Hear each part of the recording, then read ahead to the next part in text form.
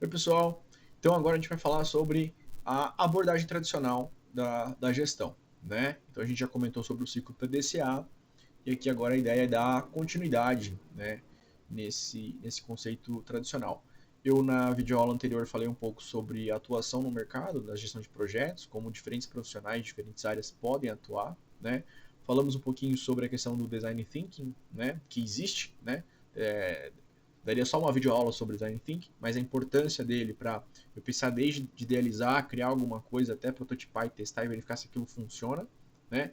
Integrando isso com metodologias ágeis ou tradicionais, essa aqui vamos falar um pouco mais sobre a gestão tradicional, né? Mas algumas metodologias ágeis. Às vezes eu posso integrar isso, criando modelos híbridos, né?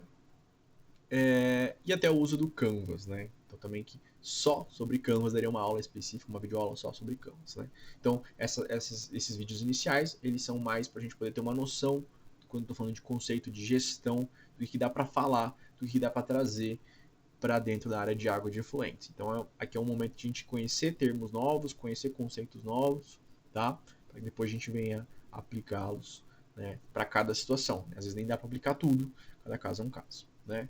Bom, no conceito tradicional, né, a gente começa com a parte do planejamento, né, a gestão parte ali do planejamento, onde eu tenho que diagnosticar os problemas e propor soluções, né, então ter os meus objetivos claros, né, e metas que são capazes aí de serem atingidas. Eu tenho que pensar num mecanismo de conseguir atender essas metas. Não adianta pôr metas, nem que sejam fáceis demais de atender, nem que sejam muito complexas. Eu não consigo atender nunca, né? Aí eu nunca sou desafiado e não melhoro, se a meta for fácil. E se ela for muito difícil, eu me frustro e nunca vou atingir ela e acho que não consigo chegar nunca, né? Para fazer esses diagnósticos, né, algumas ferramentas como matriz Ishikawa, que se analisa causa e efeito, ou análise SWOT, que eu vejo ponto fraco, forte, as oportunidades e ameaças, são algumas ferramentas úteis aí, né? Além disso, para eu poder organizar, né, estruturar como é que eu vou agir, como é que eu vou solucionar um problema que foi identificado, a ferramenta 5W2H é extremamente interessante, porque eu consigo pensar uma estrutura bem clara de como eu vou agir, né? Além disso, em alguns casos, o conceito de metodologia participativa é fundamental, né? Principalmente eu trabalho numa área com uma comunidade carente, uma área rural, onde as pessoas vão ter que, na verdade, operar da manutenção. Aí é um link com a gestão, quando eu falo em gestão, né, a parte estratégica, tática, operacional. Às vezes as soluções têm que ser das próprias pessoas, onde elas estão ali, né? Então trazer as pessoas para participarem, né? Quando eu trabalho com produtos, processos, serviços, às vezes eu escuto o que o cliente quer, ou o que as pessoas querem, eu identifico no mercado ou, né, ou na ciência algo que precisa, enfim, há um problema, e eu traço uma solução, né? Às vezes essa solução tem que ser traçada de forma participativa, tá? Então isso é um outro item importante, a parte de metodologias participativas, né? Então, esse planejamento envolve a criação de diferentes cenários, eu tenho que pensar em situações melhores, piores, enfim, e tem que pensar o que pode variar nesses cenários, né? Para que aí eu, a partir disso, monte, elabore programas, ações e projetos, né, que vão ser minhas ferramentas, meus instrumentos para conseguir resolver aquele problema, tá? Mas também preciso pensar, né, nos indicadores para eu poder monitorar se eu estou atingindo aquelas metas ou não, né? Se você não mede, você não consegue descobrir se você está resolvendo o problema ou não, né? Então, com esse planejamento pronto, né, que inclui essas questões que eu comentei agora, cabe, cabe é, você executar o plano. Então, é uma fase de gerenciamento, né? Eu costumo dizer que esse gerenciamento, né, ele é uma etapa onde você tem duas questões aí. Primeiro, né, é, dirigir, né? Dirigir, estar à frente para tocar esse plano, tá? Pôr ele realmente em prática, né?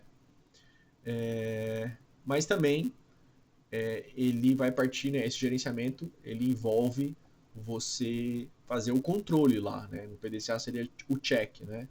O controle se você está atendendo às metas, né? Dentro do prazo, com aquele custo que foi pré-estabelecido, né? Ou seja, olhar para os indicadores, você precisa monitorar os indicadores nesse gerenciamento e verificar se eles estão sendo atendidos ou não, tá? Para que aí você depois possa verificar o que funcionou, o que não funcionou e replanejar, né? Mas é importante lembrar que para desenvolver esse plano, né? Então, para fazer gestão, não basta só planejar e gerenciar, que é o que eu estou resumindo aqui para vocês, né? Precisa ter clareza que nesse gerenciamento eu tenho que ter controle de indicadores, verificar se as metas estão funcionando e a capacidade de replanejar. Né? Isso é muito importante. Né? Fazer novos planos. Mas os novos planos têm que ser planos feitos não por si só, porque acha que novos planos é uma forma de fazer gestão, mas sim porque você entende que seu gerenciamento mostrou, né, com clareza, com evidências, que aquilo que foi programado como ação, enfim, não funcionou, não atingiu a meta, o indicador, né, o valor dele está abaixo do que era o esperado, ou, enfim, tá? Mas além disso, de plano e gerenciamento para fazer gestão, eu preciso de políticas, né? Eu gosto de usar essa palavra, as políticas. Então, às vezes eu tenho políticas internas. Então, por exemplo, aonde a gente está trabalhando no seu grupo de pesquisa, na empresa, tem uma política de qualidade, uma política de escopo, uma política de tempo, de custo, de prazo, de recursos humanos, enfim. Essa clareza, né, do jogo, eu costumo chamar que a política traz clareza para o jogo, né? Como é que a gente trabalha, né? É extremamente importante. Então, essa política tem que ser tanto interna, né, interna de quem está trabalhando com o projeto, na gestão do projeto, mas também pensar na questão externa da política, né? Às vezes, a gente, principalmente na área de águas efluentes, a gente trabalha pautados em políticas externas, né? Então, eu costumo trazer aqui, por exemplo, né, essas políticas externas podem ser aspectos regulatórios, que a gente vai falar isso mais para frente numa próxima videoaula. Então, o exemplo é os contratos de concessão de abastecimento e esgotamento sanitário. Como é que eu vou fazer gestão de água de efluentes, né, numa cidade, num estado, enfim, a gente sabe que o saneamento, por exemplo, é uma questão municipal. Mas dando um exemplo, né, eu tenho uma concessionária estadual, então ela vai ter um planejamento um pouco maior do que apenas no município, né? Mas além de ter a própria política interna de como é que se trabalha ali para fazer a gestão, eu tenho que pensar que tem uma questão regulatória que está ali, uma política externa que também me afeta. Então isso é extremamente importante, né? E essas políticas, né? No caso aí a gente trabalha na área de água efluentes com políticas que são políticas públicas, né? Então desde legislações, né, de políticas aí de recursos hídricos, como de saneamento básico, né? Mas políticas ambientais, né? Como o Sistema Nacional de Unidade de Conservação, né? Então são exemplos de políticas que existem no nosso país que acabam nos conduzindo a como fazer gestão, como esse processo vai funcionar. Isso é muito importante agora, sendo bem específico para a área de água e de efluentes, recursos hídricos, abastecimento de água e, e controle da poluição e saneamento básico de forma geral, tá? Então isso é extremamente importante. E eu tenho políticas ambientais, eu tenho questões ambientais específicas, né? Então, esse conceito de sustentabilidade dentro de gestão, dentro de planejar, gerenciar e das próprias políticas, ele é extremamente importante, né? Ele muda, às vezes, algum planejamento, algum gerenciamento, né? Ou a própria política em si tem questões que vão afetar a forma de planejar, de tomar decisão, de resolver problemas, né? Afinal, o planejamento que existe na gestão é para você pensar, fazer um diagnóstico e resolver algum problema de alguma forma, propondo um programa ou uma ação. Então, essa tomada de decisão, né, que você vai gerenciar, vai controlar, vai verificar se ela funciona ou não que você programou, né, envolve questões ambientais, né. Então, por isso, né, eu retomo que às vezes o Canvas, como um modelo de negócio para você verificar se o seu produto, seu processo, ele é eficiente ou não, né, e usando o Canvas com 3 layers, como eu comentei, com a questão social e a questão ambiental, não só a questão econômica, é interessante para você poder, quando for criar, quando for inovar, quando for pensar em novas estratégias, novas soluções, uma nova tomada de decisão, que é o que a gente está fazendo aqui com gestão para a área de água de efluentes, você possa incluir esses novos conceitos. Né? Hoje, né, 2020, a gente vive um momento de pandemia, né? E a gente, por viver esse momento, ainda mais agora se fala em alguns conceitos, como economia circular, né? Como gerar menos resíduos. Esses resíduos podem proliferar as doenças, né? As contaminações aí de poluentes e tal, e de vírus, né? E a gente vive um momento de pandemia justamente pelo SARS-CoV-2, que é um coronavírus, né? Que leva a Covid-19, que é uma doença aí, né? Que causa um problema respiratório agudo, né? Muito intenso.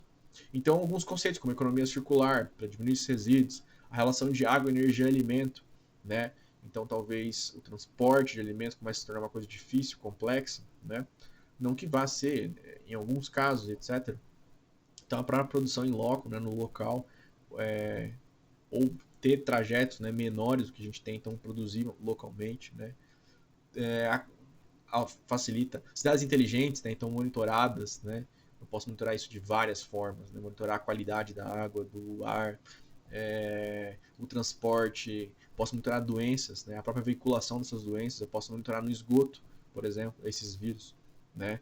Isso é algo que já foi feito há muito tempo atrás, né, quando nasce a epidemiologia, e a gente às vezes deixa de fazer, né. Então, essas novas questões têm que ser pensadas, e esses novos conceitos, né, as cidades resilientes também, a própria capacidade das cidades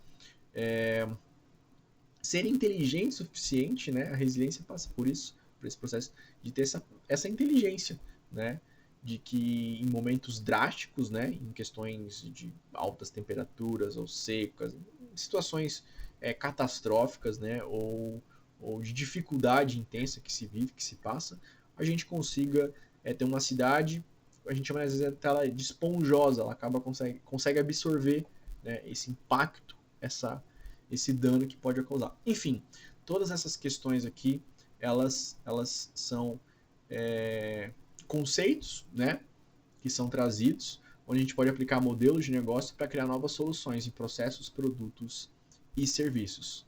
Fazendo um bom planejamento, tomando uma boa decisão adequada, gerenciando, controlando, verificando se aquilo funciona, indicadores adequados para poder monitorar e atender essas metas, né, controlar e verificar, replanejando, fazendo quando isso for necessário, não gastando em planejamento demais e gerenciamento de menos. Isso tem que ser pesado, tá? E olhando sempre para as políticas internas, né, da onde é feita a gestão do projeto em si. Projeto, quando eu falo, é produto, serviço e processo, né? Mas também olhando as políticas externas, né? O que eu tenho qual é a regra do jogo, né? Isso é importante para poder tomar decisões melhores e mais adequadas, tá? Então, algumas referências que eu deixei para esse vídeo, né? Para essa etapa das aulas até aqui. E nas próximas videoaulas a gente vai falar um pouquinho mais sobre a parte realmente de água, abastecimento, recursos hídricos e efluentes, aí, o controle da poluição.